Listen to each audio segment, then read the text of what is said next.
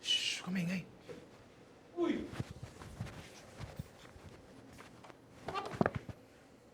Bakit tahimik ka? Nakabahan ako eh. Bakit? Magluluto kasi tayo ng sisig eh. Nasisig? Sisig! Sisig! Sabi ko sa'yo eh. Sabi ko sa'yo, huwag ka masyadong maingay eh. Sisig! Sisig! Sino magluluto ng sisig? Sisig? Sino yan? Hindi po. Ikaw! Hindi! Magluluto ng sisig? Hindi po. Ang lulutuin ko ay hindi ito sisig. Hindi naman pala. Ang lulutuin ko kasi dito, Sir Ryan, ito binigay ng bossing namin to, ng director namin, na hindi sisig, pero 3 dishes na parang sisig na inspired ng mga regional dishes sa Pilipinas. Okay po ba kayo doon? Basta hindi yung sisig. O sige, basta ganito. Bati-bati na kami kasi hindi naman sisig yung lulutuin natin. Kaya tara, magluto na tayo ng sisig, pare. Nalibot ko na ang buong Pilipinas. Mula Malabon hanggang Quezon City.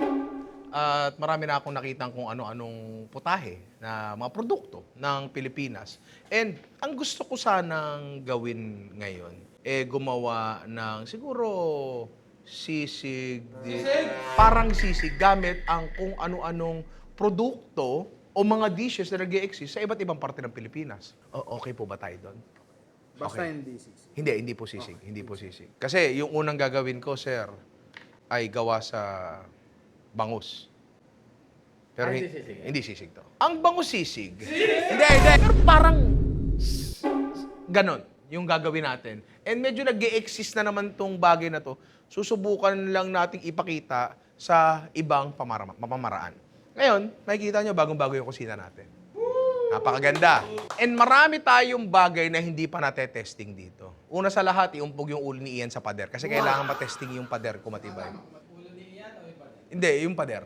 Pakialam ko sa bungo niyan. Ang isang bagay na gusto ko matesting ay ihawan, pare. Dati kasi kapag nag-iihaw tayo, doon sa lumang kusina, parang tayo na pupunta sa Baguio. Speaking of Baguio, pupunta tayong Baguio mamaya. Pero dito, may pinagawa kami.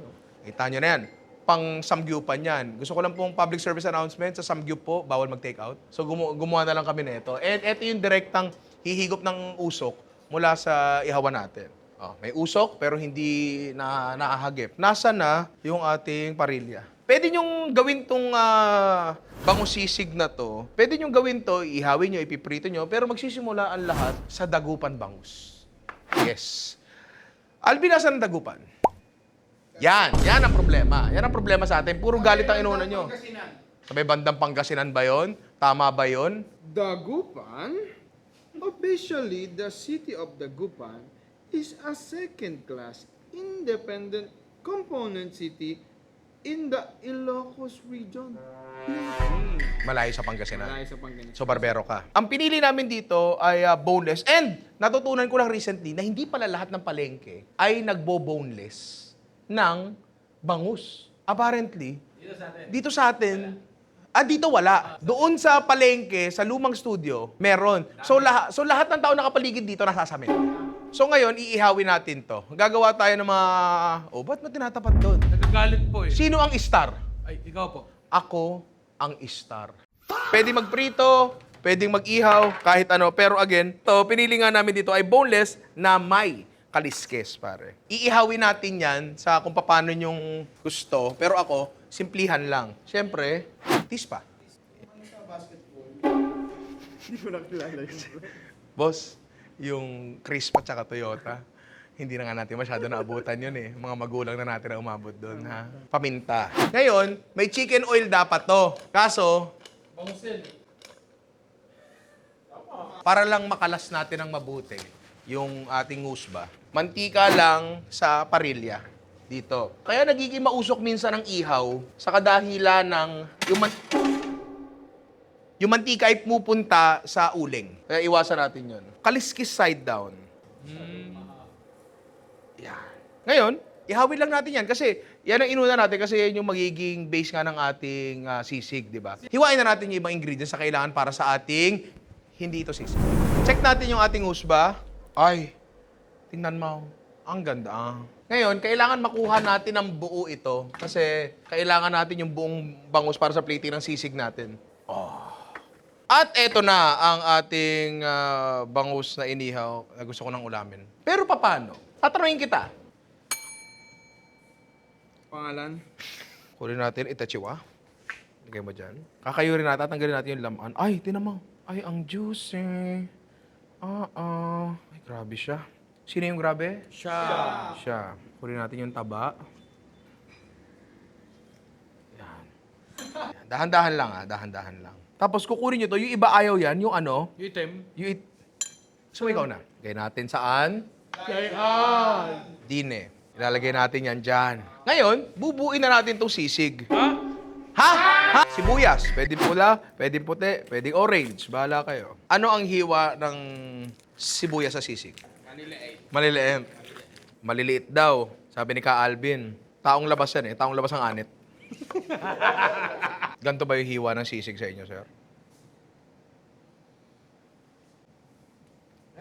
Ibabalik pa So, ilalagay ko itong sibuyas pang sisig. Okay lang. Kung sa sisig mo nilagay yan. Tatanungin nga kita. Ang sisig ay gawa sa? Sa baboy. Sibuyas sa puti, sibuyas sa pula. George, maanghang ba ang sisig? Oo. Sisig ba yung ginagawa ko? Hindi. So, aanghangan ko yan. Sili verde, pinakamaninipis na kaya nyo. Shoot, di ba? Di ba late ako dumating? Late ako dumating kasi masyado akong maagang pumasok sa inyo. Kanina alas 3, nagpa-practice ako ng ganyan. No? Shoot lagi yan, par. Dahil hindi nga ito sisig, pwede nyo itong lagyan ng liver spread o hindi. Konting nor liquid seasoning.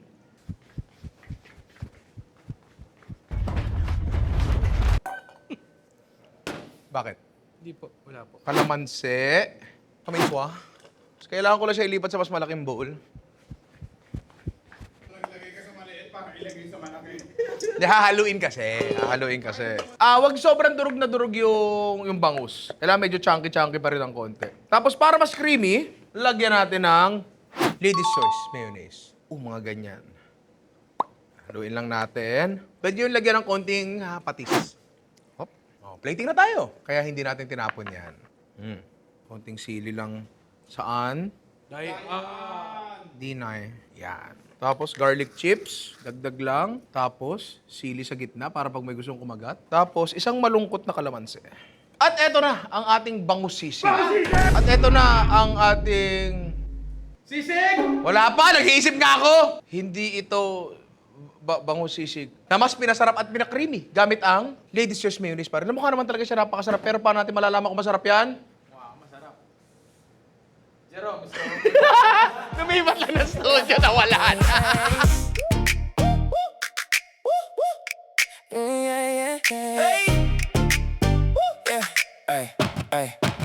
Put up in clean white kicks, sun on the glass, I grin. One fry left in the bag, still tastes like wind. You texted where you at, I said round the bend. Now the whole block feels like the good days came again. Etong hindi ito sisig ay pwedeng ulam, pwedeng pulutan. Pero ngayon, itatrato ko siya na parang pulutan. Yan pare, ang the perfect bite.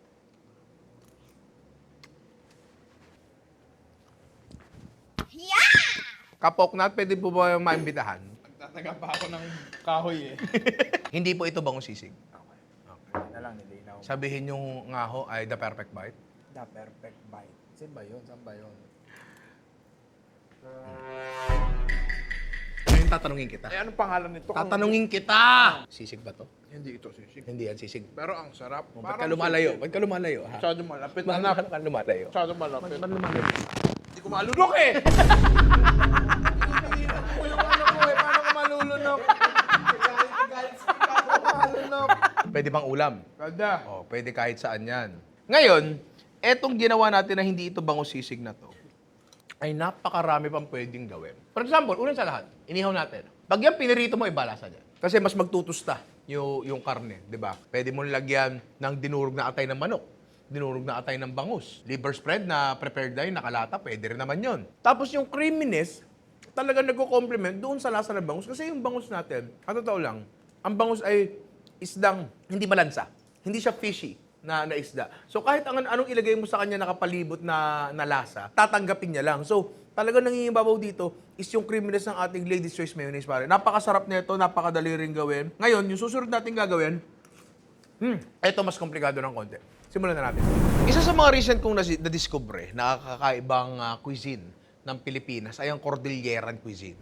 Meron pala silang isang kultura doon na hindi nahagip ng kahit anong impluwensya kasi hindi ata nasakop. Dati ang alam natin na sausage ng Pilipinas ay longganisa lang. Oo. Ngayon, meron pa palang iba at isa sa mga paborito ko talaga ang pinunig. At ang pinunig, meron tayong sarili nating blood sausage. Dalawang klase yung kinuha namin, meaning hindi to gawa lang ng isang tao. Nakita mo, iba naman to.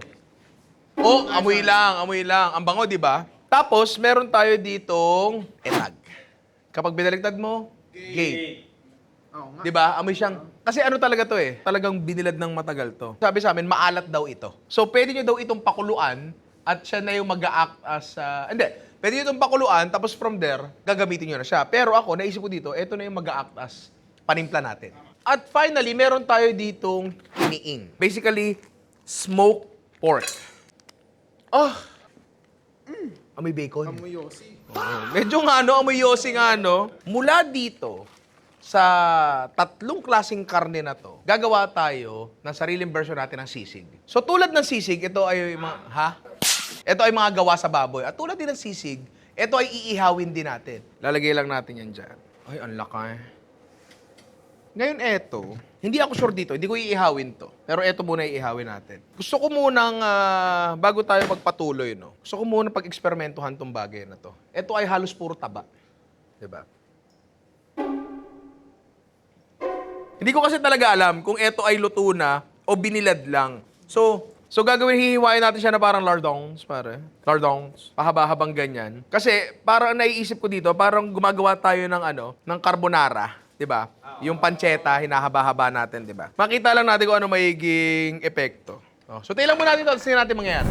Pero tinan nyo, wala akong nilagay na mantika dyan Nagmantika siya, tapos medyo pumuputok-putok din siya ng konti. Para si Alvin, hindi naman masyado, pero konti. Tapos, amoy chicharon, naamoy nyo ba? Amoy chicharon. Eto, baka pwede nating mapalutong, tapos ito yung gawin nating crispy component para sa ating sisig. Sorry! Ayan siya. Kuha tayo isa. Ayan tinan mo, camera to, may kita mo ba dito? Ayan medyo may putok-putok ng konti. Tapat mo doon. Tikman natin to kung malutong ba, the perfect bite. Itaglets. Lasa siyang chicharon may laman. Sorry. Oo nga. Di ba? Nasa siyang chicharon na may laman, pare. Yung mamahaling chicharon, ihawin na lang natin ng konti ito. Tapos siguro, from there, magluluto na rin ako nito. Magpiprito na ako nito. Tapos from there, buuin na natin sisig to, pare. Naihaw na natin tong ating kiniing at pinunig. At naprito na rin yung ating etag. Na inubos namin lahat kasi may pumapak. Ang sarap eh. Yun yung pumapak. Yan. Papalag Hindi ako papalag. Hindi parang ako. may reklamo kayo. Wala akong may reklamo. Parang Wala. gusto ko siya i-call out. Oy! May tatlong balot pa dito, Ang dami pa. Wow! Hiwain na natin tong ating pinunig. Tinan nyo muna to. Gusto ko lang ipakita sa inyo. Boom, itim. Pero blood sausage kasi. Oo. Gusto ko lang tikman to. Dalawa kasi magkaiba yung pinunig natin. Etong pinunig na tong isa ay, eto. Tingnan mo. Ito ay dugo at taba. Nakikita yun, kita mo, di ba? Sir. Tapos etong isa, tingnan natin tong isa. Oo. Eto, parang eto ata yung, hindi ko alam kung may bigas. Di ba? Oo. Titikman ko lang parehas. Eto yung isa. Ito yung pangalawa. Okay. Similar dugo, pero parehas masarap. Pag hinalo natin yan, ginawa natin sisig. Hindi na yan... Ha? Hindi pala ito sisig. Hindi. Tikman natin to, yung kiniing. Parang siyang bacon na hindi matamis. Tatlo nga yung main na gagawin natin dito. Ito nga ating pinunig, etong ating kiniing, at etong ating etag. Kasi gagawa tayo dito, pinunig at etag sisig. Ito pwede yung chapin tong kiniing na to. Kasi para lang din siyang karne na may lasang smoke talaga. Ngayon, eto, feeling ko, hindi ko siya chachapin na sobrang lilit. Gagawin ko siyang rings, pare. Bilog-bilog siya. Kasi mamaya, kapag hinalo natin yan, tapos ginawa natin sisig talaga, eto mamaya ko na ilalagay kasi madudurog to. Pero etong ating kiniing, lagay na natin dyan. Eto, maglagay tayo ng konti. Yung iba itatoppings natin. Hindi, may itatoppings natin. Tapos, lagyan na natin ng yasibu. Tapos para dito ako sanay gusto ko lagyan ng liver spread. Nor liquid seasoning, calamansi juice, paminta. Pero napunta lang dito lahat. Maganda yung form ko, di ba? Konti lang na sili verde. Tapos, lagyan natin ng ladies choice mayonnaise. Tapos, haluin na natin swa. Ito pa lang kasi kailangan durugin yung liver spread, yung timpla maghalo-halo, bago natin ilagay yung pinaka-main component talaga natin, which is yung tawag dyan? Pinunig. Ilagay na natin ang ating pinunig. Tapos from here, fold na lang yan. Oh, plating na natin to pare. Nakahanda na lahat ng pang-assemble natin para sa sisig na to. So ngayon, mainit ang sizzling plate. Lagyan ng butter. Maganda medyo nasusunog-sunog na siya. Etong ating kombinasyon. Yan. Tapos, sile, green, kalamansi, etag. Lagyan natin sa taas. Ay, ang ganda. Crispy garlic. Tapos, follow up, table number 3. At eto na, pare. Ang ating etag at pinunig, hindi sisig. Mukha naman siya masarap. Pero paano natin malalaman kung masarap yan? Ay siya, tikman na natin iray. Pero ganyan raw, islaw mo muna. Count. Yeah, yeah, yeah. Yeah, yeah, yeah. Yeah, ay, ay, ay.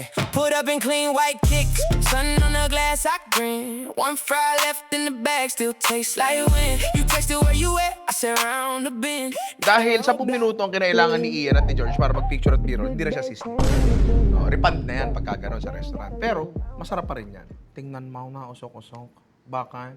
Kasi mainit. Yung kanina, tinrato natin na pulutan. Na-realize ko, yung mga kainuman ko madalas, mga amak na amak. Yan, pare, ang the perfect bite.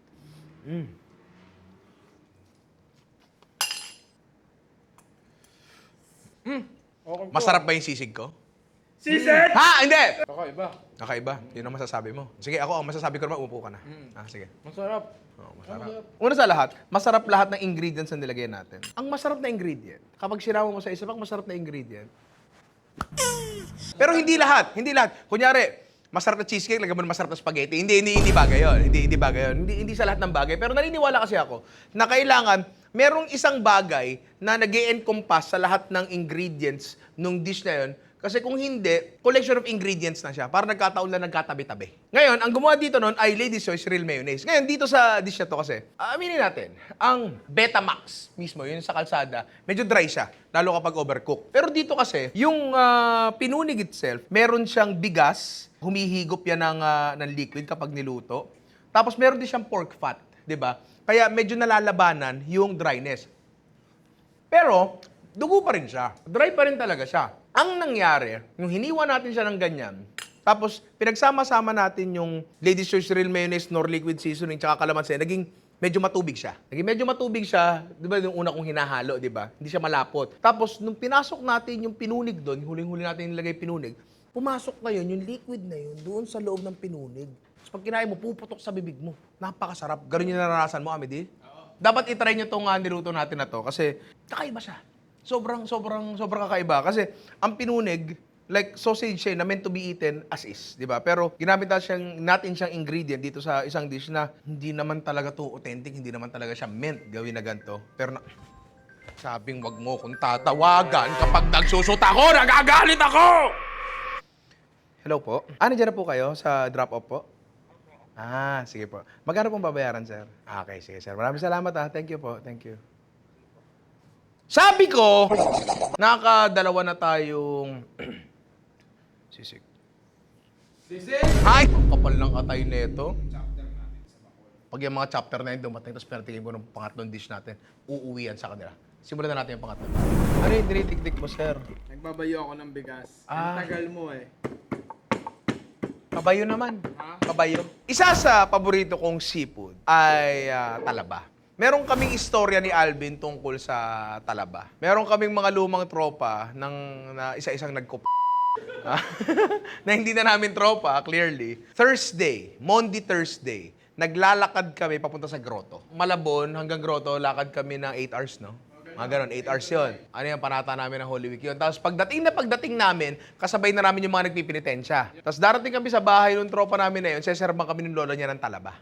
Kasi pagod daw kami. Pampalakas daw kasi ng tuhod ng talaba, sabi ng lola niya. Ngayon, meron tayong ditong talaba. And apparently, etong talaba na to ay isa sa mga best sa Pilipinas. Ito ay Aklan Oysters. May isa pa pala ako sa story tungkol sa Talaba. Kasi kami ni Rani, lumaki kami sa street na Talabahan.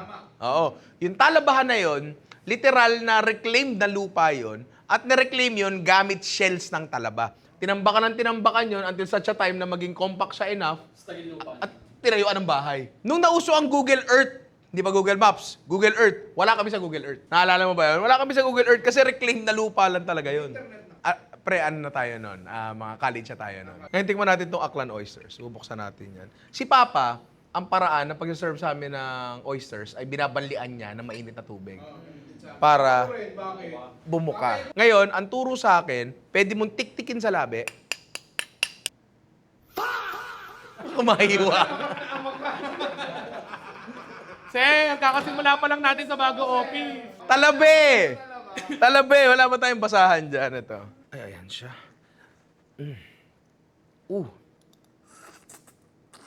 Ang sarap. I-replay niyo yung clip na yon at pumikit kayo. Ang sarap. Isa pang paraan para mabuksan ng oysters ay doon sa bisagra mismo. Ito ang oysters.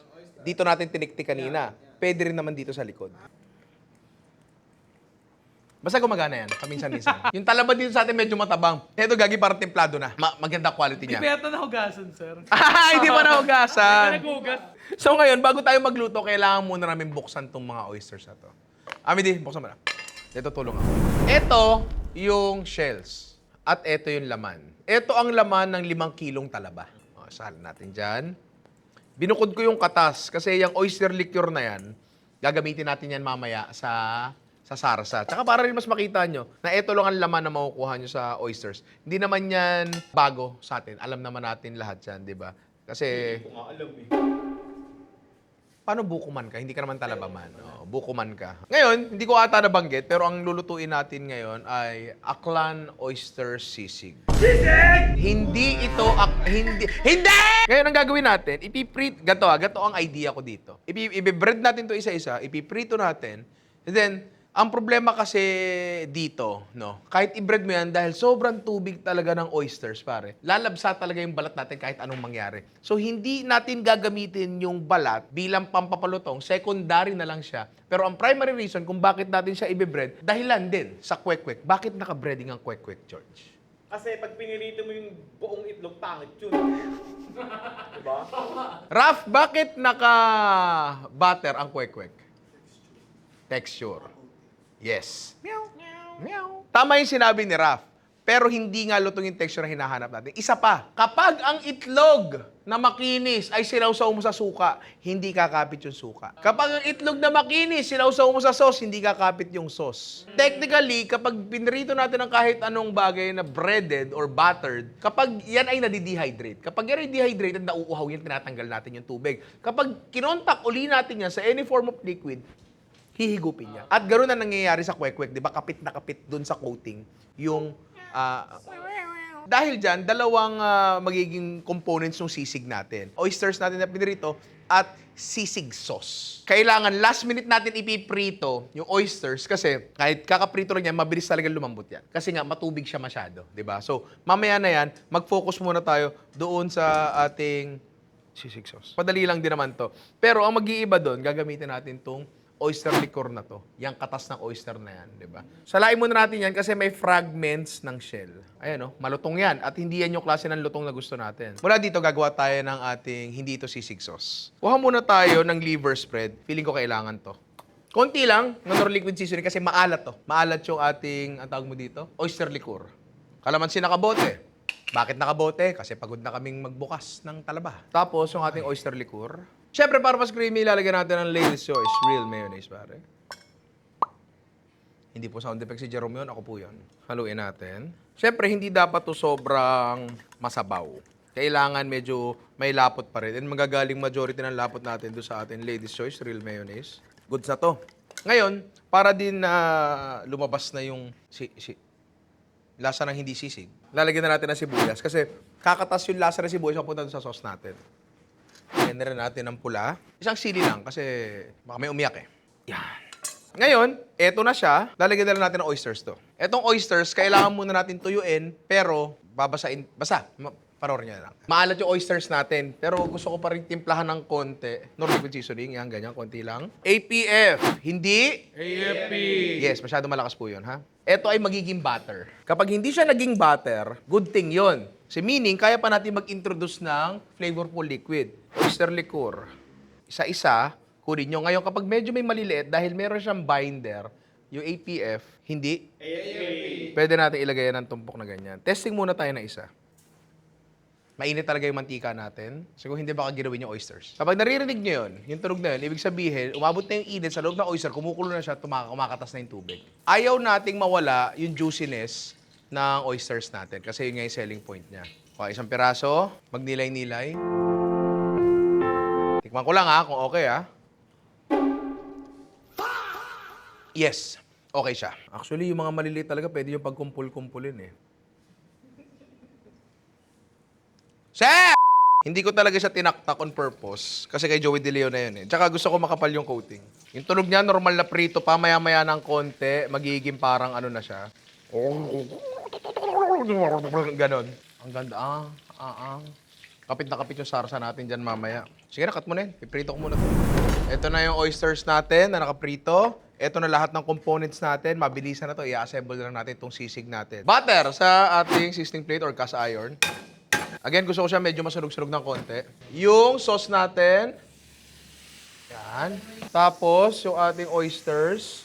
Tapos, lagyan uli natin ng sauce sa taas.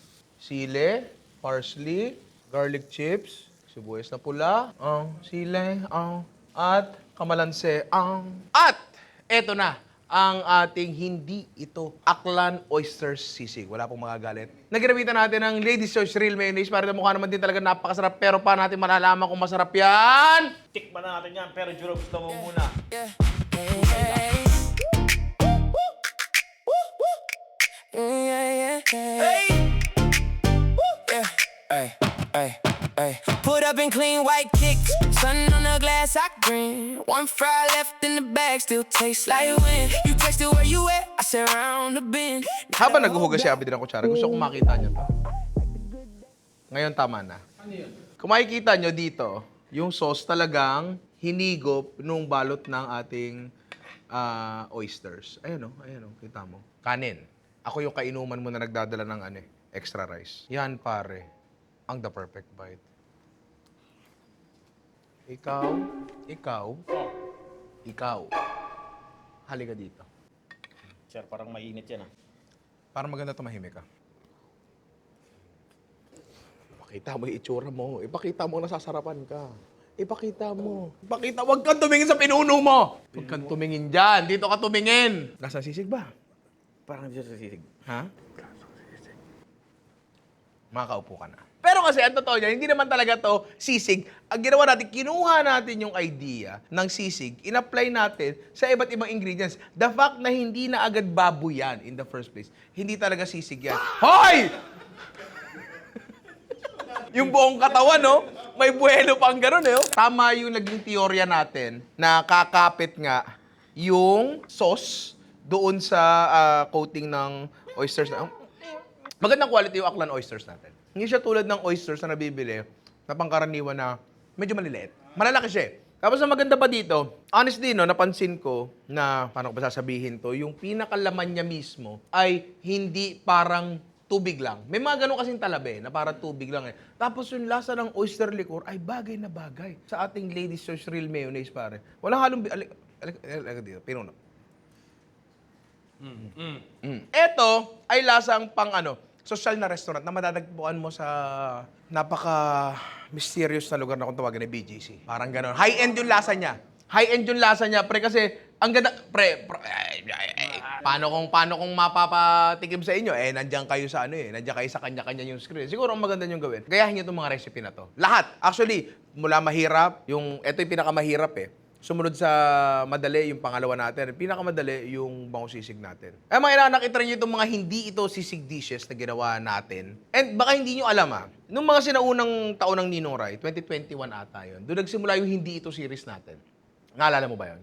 May mga nagsasabi na kapag nagluto ako ng adobo, hindi yan adobo. Nagluto ako ng papaitan, hindi yan papaitan. Eh di eto, hindi na to sisig. Sa akin, ang opinion ko lang naman dyan, wala naman sigurong masamang mag-experiment. 'Di ba? Lalo na kung maganda naman ang kakalabasan. Lalo na, etong mga ginawa natin ngayon, na sa totoo lang, lalo tong last dish na to, experimental yan. Hindi ko alam na gagana. Yung pangalawang dish din. Yung first dish, medyo alam ko na eh, di ba? Pero yung pangalawa at pangatlo, yun na experimental talaga. Eh syempre, lalong mas sumarap dahil ginamitan natin ng Lady's Choice Real Mayonnaise. Pare, napaka-versatile talaga nitong Lady's Choice Real Mayonnaise na to eh. Pwede ko nga ipahid to sa noo ni Alvin. Lalamig yan eh. Sa Poknut, kailangan natin ipacheck sa brand kung nakakahaba ba ng Poknut yan. Kung matagal ka nang nanonood dito sa Ninong Ray, alam mo na marami tayong experimental na ginagawa dito. Kasi kung gusto nyo lang ng strict recipes, hindi nyo makukuha sa akin yan. Kasi hindi yun yung punto ng channel na to. Ang punto ng channel na to ay mag-enjoy sa pagluluto, mag-experiment sa pagluluto. Tingnan natin yung mga posibilidad na pwede sa mga pagkain na alam natin, di ba? Ngayon, ang sa akin lang, kung tayo ay mag-experiment ng mga gantong bagay, maging respectful pa rin tayo doon sa origin ng totoong dish na yun. Kaya nga itong mga to ay hindi sisig. So hindi na kayo galit. Hindi na kayo galit. Hindi kami galit. Pagkakataon ko na magalit. Yan ang problema sa atin. Yan ang problema kasi sa atin eh. Parang wala akong pagkakataon na gawin yung mga bagay na ganito. Paano na lang yung kinalakahan ko? Ha? Paano kung di... Sir, nahuhubad. Alam mo ba't nahuhubad? Maluwag na! Sa'yo na yan. O, sige. Oo, hindi, marami po tayong pwedeng gawin dyan. Manood lang kayo nung gwapong vlogger na dating mataba, na ngayon ay medyo mataba na lang. Yung Ninong Ray. Pero napanood ko dati yun, hindi naman talaga gwapo. Hindi na sila galit sa akin. Hindi na rin ako galit sa kanila. Minsan pagbibigyan lang natin yung isa't isa, di ba? Hanggang sa muli, mga ina, nakita rin yung mga dish na to. And huwag niyong kakalimutan gumamit ng Lady's Choice Real Mayonnaise. Cut! Sarap.